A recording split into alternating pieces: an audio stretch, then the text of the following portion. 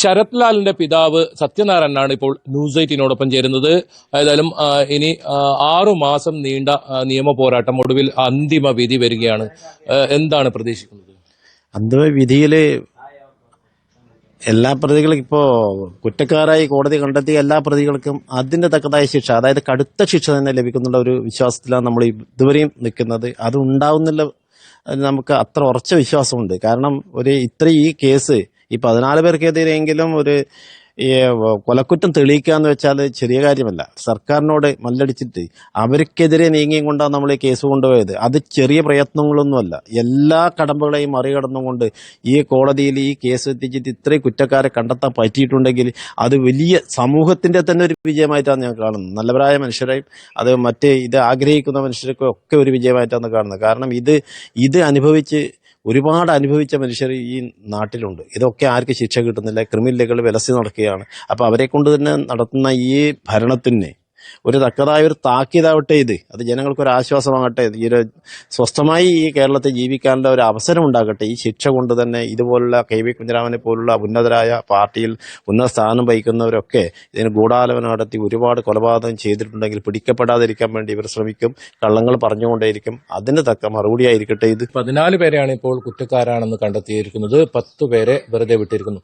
അവരും ഈ കൊലപാതകത്തിൽ അല്ലെങ്കിൽ ഗൂഢാലോചനയിൽ ഉൾപ്പെട്ടിട്ടുണ്ട് എന്ന് തന്നെയാണ് കുടുംബം ഇപ്പോഴും വിശ്വസിക്കുന്നത്. ഉണ്ട്. അവര് കൃത്യമായി നമുക്ക് അറിയുന്ന ആൾക്കാരാണ്. നമ്മുടെ നാട്ടിൽ നമ്മൾ ഒന്നിച്ച് കളിക്കുന്ന ആൾക്കാരാണ്. അത് കൃത്യമായി അവരെ കൂടെ ഉണ്ട് എന്ന് അറിയാം. അതിന് തക്കതായ തെളിവും കൊടുത്തു. എവിടെ പാളിച്ച പറ്റിയെന്ന് നമുക്ക് മനസ്സിലാകുന്നില്ല. അവർ രക്ഷപ്പെട്ടു എന്ന് പറയുമ്പോൾ തന്നെ കഠിനമായ വേദനയാണ് നമുക്കുണ്ടായത്. കാരണം ഇവിടെ ഈ നാട്ടിൽ ഇവരൊക്കെ വിലസിയാണ് നമുക്കിടെ ജീവിക്കാൻ പറ്റില്ല.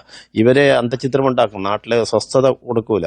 അപ്പൊ അതുകൊണ്ട് നമ്മൾക്ക് അവരെയൊക്കെ എന്ത് പറഞ്ഞാലും തെറ്റ് ചെയ്തിട്ടുണ്ടെങ്കിൽ അവർക്ക് തക്ക ശിക്ഷ കിട്ടത്തക്ക വിധത്തിലുള്ള പ്രവർത്തനം, അത് ഇനി അപ്പീലുമായിട്ട് പോകണമെന്നുണ്ടെങ്കിൽ നമ്മൾക്ക് ഇത് വിധിക്ക് ശേഷം പകർപ്പെടുത്തതിന് ശേഷം കൃത്യമായ അതിൻ്റെ നിയമവശങ്ങൾ നോക്കി നമ്മൾ പ്രസ്ഥാനമായും കൂട്ടം ആലോചിച്ചിട്ട് ഇവർക്ക് 10 പേർക്കും കടുത്ത ശിക്ഷ കിട്ടത്തക്ക രീതിയിലുള്ള പ്രവർത്തനം നമ്മുടെ ഭാഗത്തുനിന്നുണ്ടാവും. CK ശ്രീധരനായിരുന്നു ഈ കേസിൽ തുടക്കത്തിൽ നിങ്ങളോടൊപ്പം ഉണ്ടായത്. എല്ലാ കാര്യങ്ങൾക്കും മുൻപന്തിയിലുണ്ടായിരുന്നു. പെട്ടെന്നാണ് അദ്ദേഹം പാർട്ടി മാറുന്നതും ഈ പ്രതിഭാഗത്തിന്റെ അഭിഭാഷകനായി മാറുന്നതും. അദ്ദേഹം വ്യക്തമാക്കിയിരിക്കുന്നത് 14 പേർക്കെതിരെ കുറ്റക്കാരാണെന്ന് കണ്ടെത്തി 14 പേർക്കെതിരെ ഇന്ന് വിധി വരുമ്പോൾ അതിന്റെ പകർപ്പ് കിട്ടിയാൽ അപ്പോൾ തന്നെ അപ്പീൽ നൽകുമെന്നാണ്. ഇനിയും അവരെയും രക്ഷപ്പെടുത്തി എടുക്കും. അതല്ലെങ്കിൽ ആ രീതിയിലൊരു കോൺഫിഡൻസ് അദ്ദേഹം വെച്ചു പുലർത്തുന്നുണ്ട്. അതിനെ എങ്ങനെയാണ് കാണുന്നത്? CK ശ്രീധരൻ ഏതെങ്കിലും തരത്തിൽ മറുകണ്ഠം ചാടിയത് നമുക്ക് ഏതെങ്കിലും തരത്തിൽ തിരിച്ചടിയായോ? അതാണോ ഈ 10 പേരെ ഈ വെറുതെ വിടാൻ ഇടയാക്കിയ ഒരു സാഹചര്യം? അല്ല, അത് അപ്പീൽ ഇപ്പോ CK ശ്രീധരൻ അപ്പീൽ പോയി കഴിഞ്ഞാലൊന്നും നമുക്ക് ഒരു വിശ്വാസമില്ല. അതൊന്നും എവിടെയും നടക്കില്ല. ഇപ്പൊ TP ചന്ദ്രശേഖരൻ വധക്കേസില് അപ്പീലും കൊണ്ടുപോയി. അതിന് ബാധിച്ചതിനാര് CK ശ്രീധരനല്ലേ? അപ്പീലും കൊണ്ടുപോയി എന്ത് സംഭവിച്ചേ? ഇരട്ട ജീവപര്യന്തം കഴിച്ച് തടവ് ശിക്ഷ കഴിയാറായുമ്പോഴത്തേക്ക് ഇരട്ട ജീവപര്യന്തമാണ് കിട്ടിയത്. അതിൽ പുറത്ത് നിൽക്കുന്ന ആൾക്കാരും കൂടെ അകത്തിട്ടിട്ടുണ്ട് ഇപ്പോൾ. അപ്പോൾ അതുപോലെ പ്രവർത്തനം നടത്തിക്കോട്ടെ, അതൊന്നും വലിയ സമൂഹത്തിൽ പറയാവുന്നില്ല. പക്ഷെ ജഡ്ജി ഒരു വിധി കുറ്റക്കാരെ കണ്ടെത്തി തെളിവ് സഹിതം സംശയാതീതമായി തെളിയിക്കപ്പെട്ടാൽ ആ കേസ് ഹൈക്കോടതിയിലെ സുപ്രീം കോടതി പോയി കഴിഞ്ഞാൽ നമുക്കതിൽ വിഷയമില്ല. നമ്മൾക്കത് അതിന് ഇളവുണ്ടെങ്കിൽ നമ്മൾക്ക് പോയി കഴിഞ്ഞാൽ അതിന് കടുത്ത ശിക്ഷ കൊടുക്കുന്ന വിധത്തിൽ നമുക്ക് പ്രവർത്തനം നടത്താനുള്ള അവസരം നമുക്കുണ്ട്. അത് ഏത് വിധത്തിൽ എങ്ങനെയാണ് ശിക്ഷാവിധി വരുന്നത് അതിനനുസരിച്ച് നമ്മൾ മുമ്പോട്ട് പോകും. ഇനി ഈ CK ശ്രീധരൻ എന്ത് പറഞ്ഞാലും നമ്മൾക്ക് പിതാവനെ പോലെയോ അല്ലെങ്കിൽ ഇതിനെതിരെ നിൽക്കുന്ന KV കുഞ്ഞിരാമനെ കണക്ക് ഇല്ല ആൾക്കാരായിട്ട് അദ്ദേഹത്തെ കാണുന്നില്ല ഇപ്പോൾ. കാരണം നമുക്ക് എതിരെ നിൽക്കുന്ന ആൾക്കാരല്ലേ. ഇത്രയും നീചമായ ഒരു പ്രവൃത്തി നടത്തിയിട്ട് അവരെ കൂടെ നിൽക്കാന്ന് വെച്ചാൽ ആലോചിക്കും. ഒരു വക്കീൽ, ഒരു അഡ്വക്കേറ്റ് അല്ലേ അയാള് തൊഴിലിന്റെ ഭാഗം പറയും. വിധി ഏതായാലും മണിക്കൂറുകൾക്ക് വരും.